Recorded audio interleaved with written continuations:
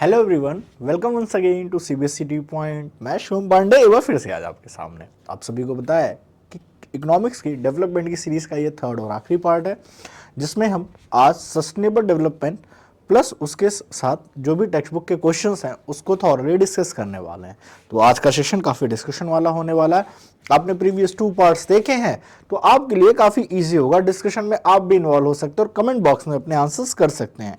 तो चलिए बिना किसी देरी के अपने तैयारियों को आगे बढ़ाते हुए चलते हैं और आज के टॉपिक पे आते हैं, जिसका नाम था सस्टेनेबल डेवलपमेंट। हमने कल यहां तक पढ़ लिया था। सस्टेनेबल डेवलपमेंट थोड़ा सा पढ़ाया था, बट मुझे लगता है कि स्टार्टिंग से आपको एक फ्रेश स्टार्ट देते हैं यहाँ पे और पढ़ते हैं सस्टेनेबल डेवलपमेंट के बारे में। जब बात करते हैं सस्टेनेबल डेवलपमेंट की, तो कल मैंने आपको लगभग एक चीज बता दी थी कि सस्टेनेबल डेवलपमेंट का एक मोटी मोटा मैटर ये होता है, डेवलपमेंट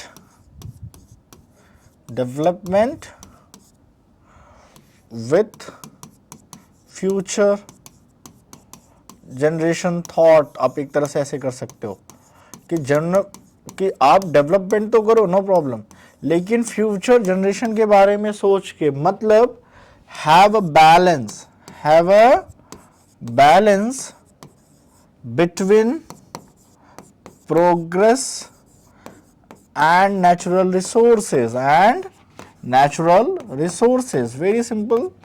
क्योंकि दिक्कत क्या है कि अगर बढ़ती आबादी के साथ increasing population demand various kind of things, and various kind of things कुछ भी जो हम बनाते हैं we get from the nature only, and if we are getting from the nature only, तो हो सकता है कि ऐसे कई सारे resource which are we can say backbone today, they will be disappear in the future.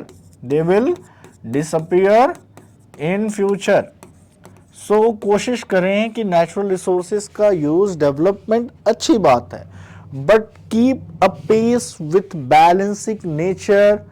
Don't use in such a way कि वो बैलेंसिंग नेचर में ना हो के हालत आपकी खराब हो जाए, right? Use away in a balancing nature, नहीं तो फिर आपकी क्या होगी, हालत खराब हो जाएगी और फिर आप कुछ कर नहीं पाएंगे। आने वाली फ्यूचर में बच्चों के लिए कुछ बचेगा नहीं। तो उसी को कहते हैं कि 20th सेंचुरी में a number of scientists have been warning that the present type and level of development are not sustainable. आप जो भी अभी आप काम कर रहे हैं, जिस तरह से डेवलपमेंट के पीछे भाग रहे हैं, ये सस्टेनेबल नहीं है। आने वाली जनरेशन में, अगले 50 ईयर वाली जनरेशन आके गालियां देगी कि बाप दादों ने सब कुछ यूज कर लिया, अब हम क्या करें। ठीक है, जिसमें सबसे बड़ा कंसर्न है ग्राउंड वाटर इन इंडिया। भाई भूजल किसे कहते हैं? ग्राउंड वाटर, जब आप जमीन के नीचे से पानी निकालते हैं। ग्राउंड वाटर के रिचार्ज होने का एक सिंपल सा सिस्टम होता है कि आप क्या करते हो, ग्राउंड वाटर को अगर आप रिचार्ज करने के लिए रेनफॉल होनी चाहिए, क्योंकि यही रेनफॉल का पानी कहाँ जाता है, दरारों से होते हुए ग्राउंड वाटर जाता है। अब जहां, जैसे मैं दिल्ली में रहता हूं, तो दिल्ली में अच्छी खासी बारिश हुई नहीं है इस बार। अब जब यहाँ पे बारिश नहीं हुई है दिल्ली में अच्छी खासी, तो आप समझ सकते हो कि यहाँ पे ग्राउंड वाटर का क्या हाल होगा, बहुत डाउन गया होगा, हद से ज्यादा डाउन चला गया होगा। रेन वाटर हार्वेस्टिंग कई जगह की जाती है, कुछ टेक्निक्स लगाए गए हैं, लेकिन जब रेन आएगी तब तो रेन वाटर हार्वेस्टिंग करेंगे। 1-2 रेन आती है, उसमें बहुत ज्यादा पानी तो होता नहीं है।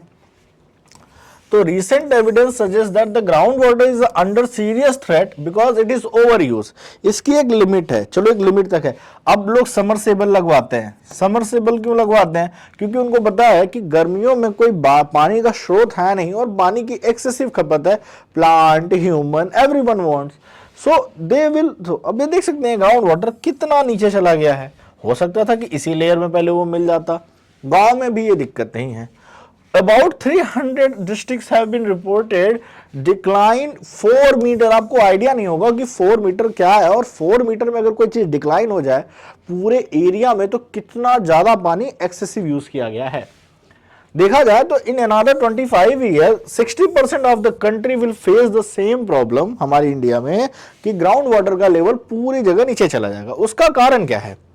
देखिए, एग्रीकल्चर में पानी की बहुत ज्यादा दिक्कत होती है, जरूरत होती है, और जो एरिया प्रॉस्परस है जैसे पंजाब, हरियाणा और वेस्टर्न उत्तर प्रदेश, इन इलाकों में अर्बनाइजेशन भी बहुत ज्यादा हुआ है, as well as extensive agriculture होता है।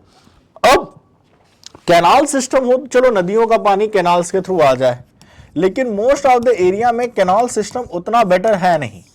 अब कैनाल सिस्टम बेटर नहीं है तो वो मोटर पंप लगाते हैं, और मोटर पंप से क्या निकालते हैं भाई, ग्राउंड वाटर निकलता है। अब अगर आप ग्राउंड वाटर निकालेंगे तो फिर सीधी बात है कि पीने के पानी की दिक्कत आएगी। तो इन सारी चीजों में why ground water is overused, your first question, इसका आंसर आप कमेंट बॉक्स में करें या खुद से करें कि ground water is overused in such a area where there is a heavy urbanisation which is not well planned actually. And the second one, like example is I have given the Gurgaon also, that this is one of the best city. It was considered when it was constructed, but now it is given the worst town planning in the world when the people learn about the town planning. Okay, can there be development without overuse? Yeah, there is a possibility. We have to find out the ways, sustainable ways पाने हैं, alternatives ढूंढने हैं, उस पर work करना है, उसको habit में लेके आना है, हर चीज को किया जा सकता है। वेस्ट वाटर ट्रीटमेंट चलता ही है, आप देखते हैं शहरों का मैक्सिमम पानी वेस्ट वाटर ट्रीटमेंट से आता है। हालांकि ग्राउंड वाटर एक ऐसा एग्जांपल है जो रिन्यूएबल रिसोर्सेज है, दिस कैन बी रिप्लेनिश। किसी साल बारिश अच्छी हो गई तो ठीक है, रिप्लेनिश हो जाएगा, रिचार्ज हो जाएगा, वाटर टेबल अच्छी बारिश हो गई तो अपने आप को रिकवर करने की कैपेसिटी रखता है। हाउएवर ऐसे रिसोर्सेज का यूज जो लगभग में नॉन रिन्यूएबल हैं, उनके बारे में आप क्या कहेंगे? और अगर रिन्यूएबल भी है तो ओवर यूज करने पे कहीं ना कहीं इनकी क्वांटिटी रिड्यूस ही होगी।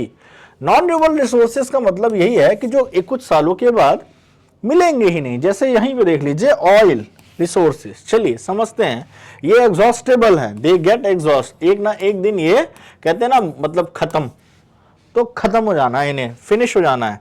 तो इनके बारे में क्या है, तो देखिए एग्जॉस्टेशन ऑफ नेचुरल रिसोर्सेज, इसमें क्रूड ऑयल, जिसे आप ब्लैक गोल्ड बोलिए, ब्लैक डायमंड बोलिए, जो बोलना है बोलिए, मतलब इसके बिहाफ पे ये जो गल्फ कंट्रीज है राजाओं की तरह जीती हैं, तो आप समझ सकते हैं। ठीक है, तो लिखा है मिडल ईस्ट में सबसे ज्यादा है रिजर्व, फिर यूनाइटेड स्टेट ऑफ अमेरिका के पास है और पूरे वर्ल्ड में। ठीक है, मिडल ईस्ट अकेले 808,000 मिलियन बैरल्स है, यूएसए के पास 50 है, लेकिन इतना ओवर यूज करते हैं यूएसए वाले कि इनके लिए कम ही पड़ेगा। ठीक है, और वर्ल्ड के पास फिर तो देखिए मिडल ईस्ट हाफ लेके बैठा है, पूरे वर्ल्ड में 1697 है। नंबर ऑफ ईयर्स, यहां पे यूएसए को पता है कि उसका 10.5 साल चलेगा, तो उसको पता था कि फ्यूचर में खत्म होगा, तो उसने क्या किया, मिडल ईस्ट में या वर्ल्ड में जितनी भी ऑयल कंपनियां हैं उसमें से 60% कंपनियां अमेरिकन है। मिडल ईस्ट वालों के पास कुछ नहीं था, अमेरिका को लगा कि उसको ऑयल की जरूरत है तो उसने एक्सप्लोर किया, मिडल ईस्ट में निकल गया, तो मिडल ईस्ट वाले राज हो गए। लेकिन कब तक, आज के मैं नहीं, मेरी आने वाली जनरेशन में 100 ईयर बाद देखेंगे कि मिडल ईस्ट की तस्वीरें बदल जाएंगी। And that's why they are now going forward for the tourism rather than oil, क्योंकि उनको पता है कि ऑयल एक लिमिट के बाद खत्म हो जाना है, फिर हमारी जनरेशन क्या करेगी। So they are going tourism, they are making Dubai like cities and many all, Qatar you can see organised FIFA world cup 2034, Saudi Arabia is going to be organised FIFA world cup. तो कितना पैसा वो दे रहा है अपने आप को grow करने के लिए, क्योंकि पता है कि ये खत्म होने वाला है, that will be finished. Okay, so आप देख सकते हो कि पूरे वर्ल्ड का 50.2, तो अब क्या आ रहा है, अब आप सोच रहे हो हाइड्रोजन आ रहा है, हाइड्रोजन के साथ क्या आ रहा है, एथेनॉल आ रहा है, ठीक है, बायोडीजल आ रहा है। ये कुछ ऐसी चीजें हैं जिसके थ्रू हम अलग रिसोर्सेज को, सोलार की तरफ हम बहुत तेजी से बढ़ रहे हैं, सोलार एनर्जी, विंड एनर्जी, बहुत सारी कंपनियां सोलार एनर्जी और विंड एनर्जी में, इंडिया में बहुत बड़े बड़े सोलर पैनल्स के पूरे प्लांट्स लगा दिए गए हैं। The table give an estimate reserve of crude oil, more important it also tell us how many year the stock will survive. Okay, last only 15 year and more, and this is the for the world as a whole. However, different country face different situation.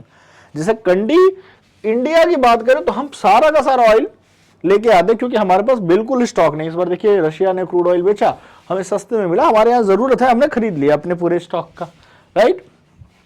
It prices of oil increase, it's become burden to everyone. Country like USA जहां पे बहुत लो resource हैं और उसको अपने military और economic power के लिए बहुत सारा ऑयल रिसोर्स चाहिए, तो वो बहुत ज्यादा पैसा इस पे खर्च करती है क्रूड ऑयल पे। तो सवाल ये है कि the question of sustainability of development raise many fundamental issue about this, जैसे is crude oil essential for the development process in a country? Yes, because currently even though we are going for the electric, even though we are going for the solar system, but at the end of the day आपको क्या मिलेगा? आपको ये मिलेगा कि sir लगभग में अभी हमारे पास जितनी गाड़ियां हैं 95% गाड़ियां हमारे इंजन किस पे डिपेंड है, और सोलर पैनल से कोई गाड़ी पहाड़ी इलाके में कैसे लेके जाएगा? सोलर है, बैटरी बेस्ड है, बैटरी बेस्ड के लिए चाहिए आपको लिथियम, वो एक अलग प्रोसेस है, फिर लिथियम की डिमांड बढ़ जाएगी, जो कि सबसे ज्यादा चिली में पाया जाता है, लिथियम ट्रायंगल, जो कि साउथ अमेरिकन कंट्रीज है। खैर लिथियम कितना ही होगा, ये भी ना एक दिन खत्म हो जाएगा, राइट? तो लिथियम है उसका मेन ऑयल, और प्लस उसकी तरह फिर उसको कन्वर्ट होने में फिर हमें 50 साल लगेंगे सबको उसको अडॉप्ट करने में, ठीक है? तो हमें बस ये ध्यान देना है कि इन्हीं ऑयल के साथ जो इसकी सब्सिडीज जैसे सोलार, विंड, इलेक्ट्रिकल, इनको पैरेलल लेके चले, इनके यूजेस को घटाएं ताकि ये 50 से कम चलो भाई 100 पे चले जाए, तो फ्यूचर जनरेशन के लिए थोड़ा बढ़ गया। उसके बाद पब्लिक ट्रांसपोर्ट का यूज करें rather than private. Public transport is the best option, जैसे मेट्रो है, बसेस हैं। पब्लिक ट्रांसपोर्ट से क्या होता है, आप कहीं ना कहीं कंट्री के रिसोर्सेस की बचत करते हैं, राइट?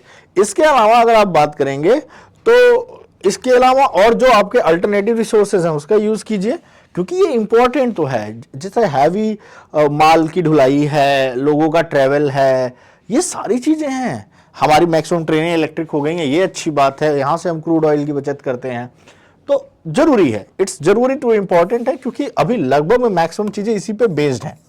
तो क्रूड ऑयल एक एसेंशियल पार्ट है, यू कैन नॉट डिनाई। आप सभी गाड़ी के अलावा पैदल साइकिल से घूमने की इच्छा नहीं रखते, तो यू कैन अंडरस्टैंड।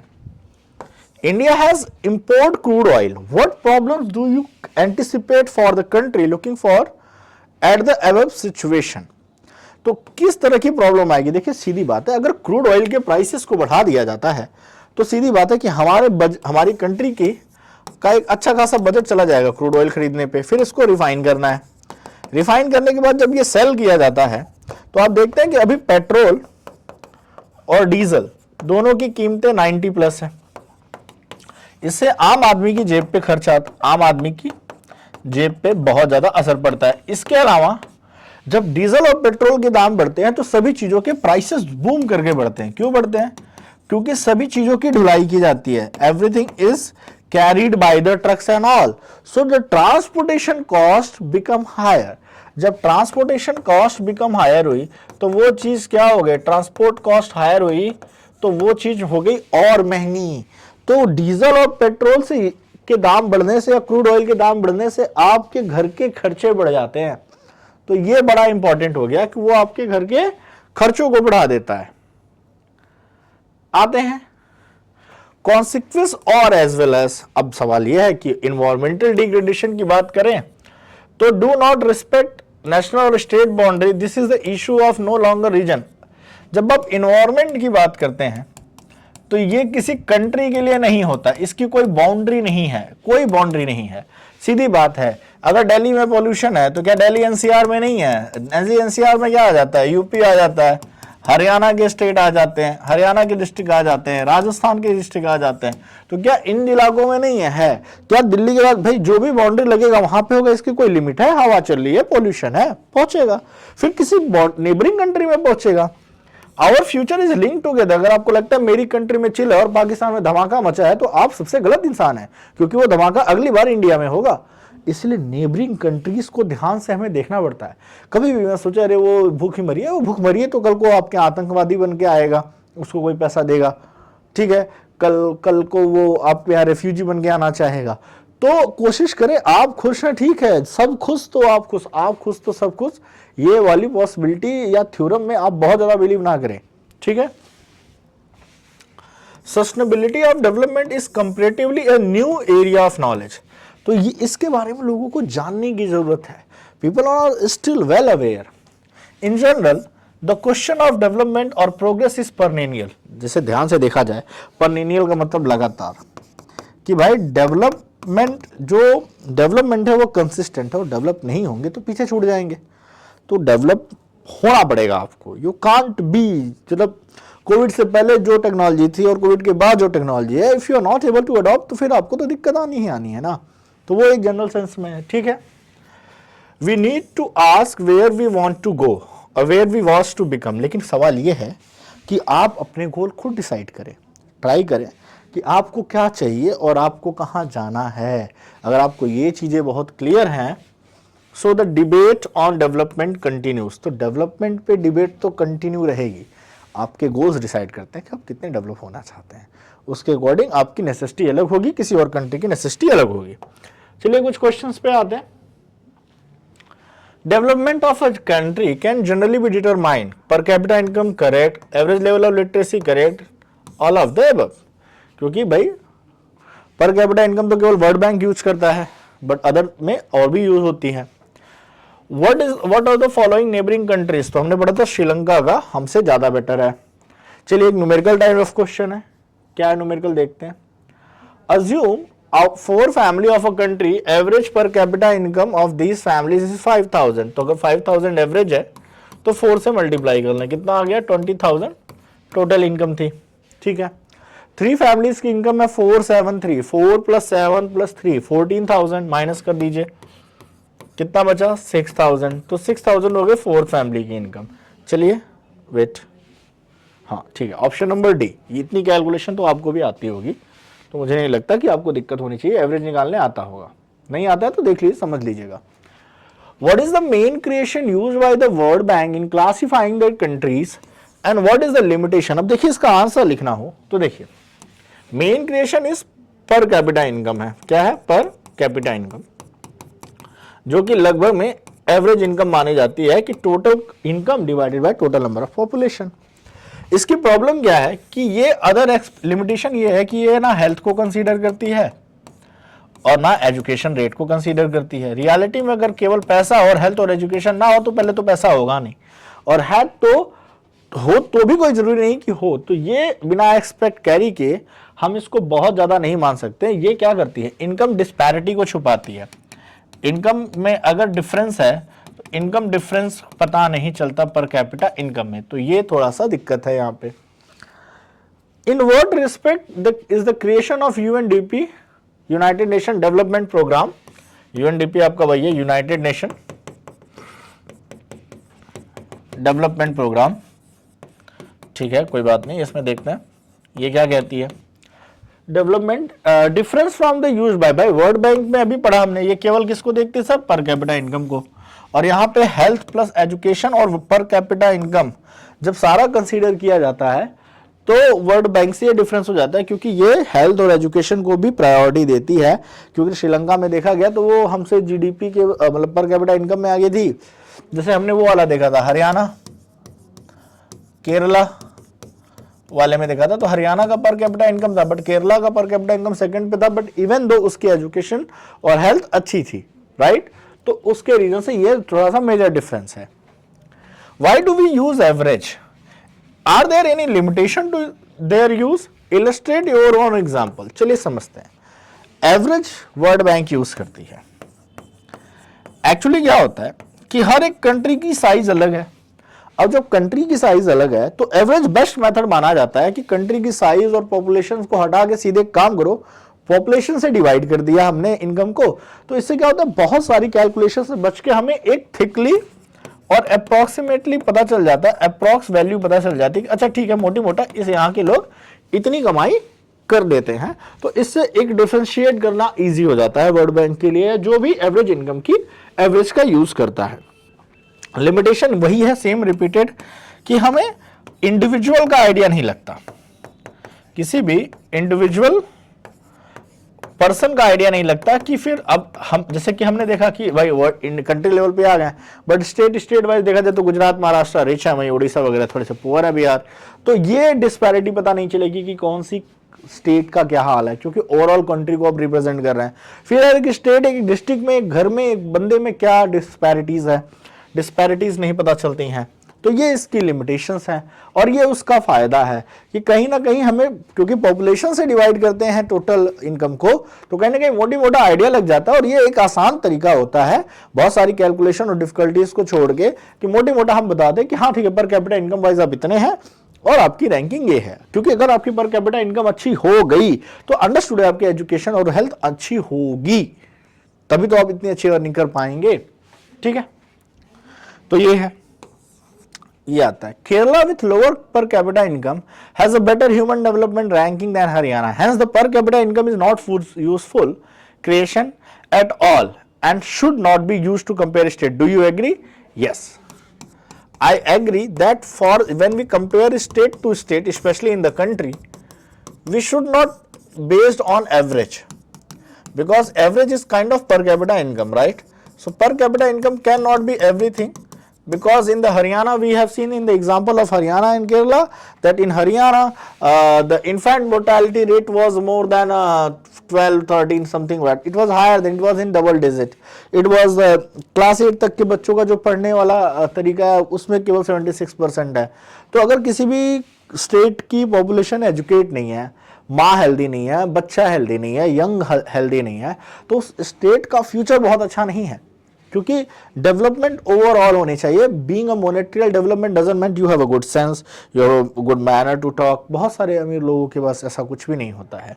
तो इसलिए हम कह सकते हैं कि या ऐसा एग्री, और डिस्कशन में आप ऐसे ही हरियाणा और केरला के बारे में लिखते चले जाइए। आपको डिटेल में आंसर चाहिए तो काइंडली कमेंट बॉक्स में मेंशन कीजिएगा, आपको पूरी डिटेल आंसर भी हम यहाँ पे डिस्कस करवा देंगे, उसमें कोई दिक्कत नहीं है। अभी तो मैं आपको मोटी मोटा बता दे रहा हूं कि आपको आंसर्स लिखने कैसे हैं। Find out the present sources of energy that are used by the people in India, what could be the other possibility in 55 year. देखिए प्रेजेंट टाइम में हम यूज करते हैं क्रूड ऑयल, ठीक है, सबसे ज्यादा यूज कोल यूज करते हैं, कोल का यूज हम ज्यादा करते हैं। कोल एनर्जी प्रोड्यूस करने में हमारी 60% थर्मल पावर है। अभी हम न्यूक्लियर पावर यूज करते हैं, क्या यूज करते हैं, न्यूक्लियर एनर्जी यूज करते हैं, न्यूक्लियर एनर्जी यूज कर रहे हैं, सोलार यूज कर रहे हैं, विंड यूज कर रहे हैं, ठीक है, बायोडीजल यूज कर रहे हैं। तो ये तो हमारे पास है जो सोर्सेस ऑफ एनर्जी हैं, जो इसमें है crude oil, coal, nuclear energy, wind energy, solar energy, biodiesel. अभी हम वर्क कर रहे हैं हाइड्रोजन फ्यूल पे। फ्यूचर में क्या यूज कर सकते हैं, सोलार कंसिस्टेंट रहेगा, बायोडीजल को थोड़ा और आगे बढ़ाएंगे। बायोडीजल में जैसे कि एथेनॉल के बारे में बात कर रहे हैं जो शुगर केन से बनता है, तो इट्स नॉट ए इशू और सस्टेनेबल है एथेनॉल। फिर हम बात करेंगे न्यूक्लियर एनर्जी को कंसिस्टेंट कर सकते हैं अभी कुछ दिन तक, ऐसी कोई बात नहीं है, न्यूक्लियर पावर चलेगा। विंड एनर्जी कंसिस्टेंट रहेगी। हाइड्रोजन फ्यूल पे बात चल रही है, तो हाइड्रोजन फ्यूल पे हम बात करेंगे, हम हाइड्रोजन पे की तरफ भगेंगे। इलेक्ट्रिक का यूज करेंगे, इलेक्ट्रिक हालांकि कोल से आती है हमारे यहाँ, तो इलेक्ट्रिक के लिए तो चाहिए ही कोल, या तो फिर सोलार एनर्जी, या तो विंड एनर्जी, या तो ये इलेक्ट्रिकल। टाइडल एनर्जी पे हम वर्क कर सकते हैं। टाइडल पे हालांकि हमारे यहाँ चल रहा है टाइडल पे, बट उतना ज़्यादा टाइड एनर्जी का वर्क हम अभी नहीं कर पा रहे हैं। तो ये फ्यूचर की पॉसिबिलिटीज़ हैं इंडिया में, फिलहाल फ्यूचर पॉसिबिलिटीज़ में यही है, और किसी के बारे में भी हमने ज़्यादा सुना नहीं है। इलेक्ट्रिक में मतलब वो तो वही हो गया, लिथियम आयन बैटरी फिर चार्ज तो करनी पड़ेगी, ठीक है। तो ये है कुछ अगली 50, ये प्रेजेंट में है और ये कुछ आने वाले फ्यूचर में है, आप इसके अकॉर्डिंग देख सकते हैं। What is the issue of sustainability important for development? Why is the issue of sustainability important for development? Development के लिए सस्टेनेबल होना इतना जरूरी क्यों है? तो आप सिंपली कहेंगे sir it is very important. The reason behind it is simple कि अगर एक्सेसिव यूज आपने किया, एक्सेसिव यूज आपने किया, हद से ज्यादा कहते हैं, हद से ज्यादा अगर कुछ भी यूज किया आपने तो फिर वो हमेशा खतरनाक होता है। और सीधी बात है कि आपको अपनी फ्यूचर जनरेशन के लिए आप क्या देने वाले हो, ये आपके डेवलपमेंट गोल पे डिपेंड करता है। तो सस्टेनेबिलिटी बहुत इंपॉर्टेंट है कि keep your pace with the time and according to the nature, otherwise nature will change you and things will be disastrous. Okay, तो अपनी डेवलपमेंट के प्रोसेस को अपने पास अवेलेबल रिसोर्सेज, कहने मतलब जो ऑप्शन है उनका बेहतर यूज करें, उनको रीयूज करें, रिसाइकल करें और एक अच्छा आउटपुट लेना। कहते हैं ना कम से कम रिसोर्सेज में बेहतर आउटपुट देने वाले। किसी के साथ सारे गैजेट्स रख दो फिर कह दो कुछ बना दो, तो वो तो बना देगा, लेकिन इंडिया तो जुगाड़ पे भी कहते हैं ना कि भाई less gadgets means less resources में मोर आउटपुट देना he is your best performance. तो इसलिए हमारे लिए जरूरी है। The earth has enough resources to meet the needs, but not enough to satisfy the greed of even one person. How the statement is relevant? अब ये तो आप अपने हिसाब से लिखते चलिए कि भाई लालच का, तो लालच में तो पूरा बोलेगा ब्रह्मांड दे दो, ब्रह्मांड का मालिक बन जाओ। तो नीड सेटिस्फाई करने के लिए तो आदि मानव ओल्ड एरा में भी एनफ था। आखिर ओल्ड एरा में जो हमसे पहले मानव लोग रहते हैं, जो भी सिविलाइजेशंस रही हैं, तो उनकी नीड्स को कंप्लीट करने के लिए तो हमेशा, आज भी हमारी नीड्स हमारी अर्थ ही कंप्लीट कर रही है, राइट। लेकिन ग्रीड का तो अंत नहीं है ना, there is no limit of greed. तो इसको आप अपने हिसाब से लिखिए। इसमें सारे बच्चों के आंसर वैरी करेंगे, मैं आंसर बताऊं वो वैरी करेगा, आपका अपना वैरी करेगा, आपके पर्सनल एग्जाम्पल होंगे, पर्सनल एक्सपीरियंस होंगे। लीस्ट ऑफ फ्यू एग्जाम्पल जो आपके अराउंड है। देखिए, एक तो लैंड डिग्रेडेशन देखा होगा आपने, एक एयर पॉल्यूशन देखा होगा आपने, वाटर पॉल्यूशन आप देख ही रहे हैं, लैंड की क्वालिटी घटी रही है, वाटर टेबल की बात आप देख ही रहे हैं, अभी आपने देखा होगा वाटर टेबल आपके अराउंड में जरूर बहुत ज्यादा डाउन होगा। तो ये कुछ ऐसी हैं, कुछ और चीज भी जो आपने ऑब्जर्व की हो। चलिए 13 पे आते हैं। The following table show the proportion of adults 15 to 49 whose BMI is below normal, 18.5 से नीचे है India. It is based on a survey of various. कहा जाता है कि 100 में से 8.5% का BMI और फीमेल्स में 10 केरला में है, कर्नाटका में 17 है और 21 है, और मध्य प्रदेश में इक्वल है, मेल और फीमेल सब अनरिश्ड हैं, 28 आउट ऑफ 100%। ऑल स्टेट में अगर हम मिला लें इंडिया के, तो मेल 20 और फीमेल ज्यादा मलनरिश्ड है, क्योंकि फीमेल चाइल्ड पे, किड्स पे बहुत ज्यादा फैमिली भी ध्यान नहीं देती, तो ये थोड़ा इशू होता है। Compare the national nutrition level of people in Kerala and Madhya Pradesh. तो ध्यान से देखा जाए तो यार ये कम से कम डबल डिजिट में फीमेल्स में टच किया है, मेल्स में वो भी नहीं, और मध्य प्रदेश में 30 के आसपास है, तो बहुत ही ज्यादा गैप है। इससे पता चलता है कि मध्य प्रदेश में कहीं ना कहीं आज भी बच्चों की हेल्थ पे उतना ध्यान नहीं दिया जा सकता। इसका मतलब आप कह सकते हैं कि वहां का जो पब्लिक सिस्टम है, पब्लिक मतलब गवर्नमेंट का जो, भाई सीधी बात है कि जो गवर्नमेंट ने स्टेप्स लिए हों या जो भी कुछ किया हो, गवर्नमेंट के स्टेप्स इस मामले में बहुत ज्यादा एफिशिएंट नहीं रहे हैं। और not only the government, even the public respond is also not good, क्योंकि अगर आपकी पब्लिक रिस्पॉन्स अच्छा करे तो गवर्नमेंट को तो काम करना ही पड़ेगा। तो ये दोनों की ड्यूटी होती है, किसी एक को बार बार ब्लेम करना नहीं सही है, लेकिन कहीं ना कहीं अवेयरनेस गवर्नमेंट को फैलानी है। Can you guess why around 1/5 of the people in the country are undernourished even though it is argued that there is enough food? जी हाँ, बात सही है, फूड तो है, लेकिन फूड में क्लास 9th में आपने पढ़ा होगा कि 3 चीजें बहुत ज्यादा जरूरी होती हैं। पहले तो होता है अवेलेबिलिटी। तो अवेलेबिलिटी तो है भाई सर, अवेलेबिलिटी तो है, फूड की कमी हमारे यहाँ नहीं है। एसेसिबिलिटी, क्या एसेस में है इनके, और अफोर्डेबिलिटी, क्या ये अफोर्ड कर सकते हैं। तो अभी तो फिलहाल फ्री राशन है, तो जी अफोर्ड कर सकते हैं। पीडीएस सिस्टम है, तो इसका मतलब पब्लिक डिस्ट्रीब्यूशन सिस्टम गवर्नमेंट का इक्वल है। राशन की दुकानें हैं, तो इसका मतलब कहीं ना कहीं क्या है, राशन की दुकानें हैं तो इनके पास असेसिबिलिटी भी है, कुछ इलाकों को छोड़ दिया जाए तो। और क्या लगता है कि और क्या दिक्कत रही होगी, जरा सोचिए 2 मिनट तो, कि आपको क्या लगता है कि ऐसी क्या दिक्कत रही होगी कि इनको दिक्कत आई है।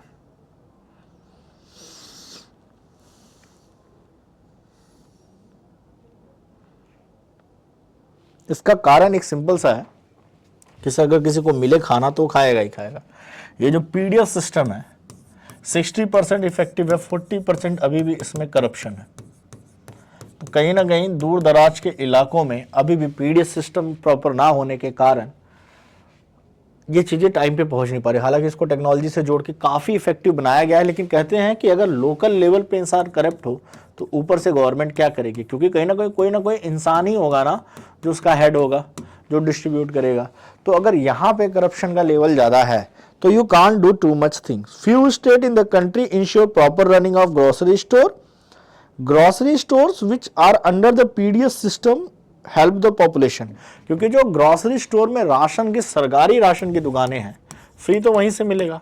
तो ये जो सरकारी राशन है, इन दुकानों का जो सिस्टम है ये कैसा वर्क करता है इस पे डिपेंड करता है। और यही कहा कि शायद मध्य प्रदेश में या हमारी कंट्री में, मध्य प्रदेश की छोड़िए, हमारी कंट्री में अभी भी दूर दराज के इलाकों में पहले तो लोग लिटरेट नहीं है कि वो अपने राइट्स के लिए लड़े, और ऊपर से ये जनाब लोग इतने करप्ट हैं कि जो इस तरह का काम करते हैं। तो चलिए आज का लेक्चर तो यहीं एंड होता है और इसी के साथ ये चैप्टर द एंड होता है। जो भी डाउट हो कमेंट्स करें। अब इसके बाद हम इसके एक्स्ट्रा क्वेश्चन आंसर्स और केस स्टडी बेस्ड क्वेश्चंस करने वाले हैं। क्या करने वाले हैं?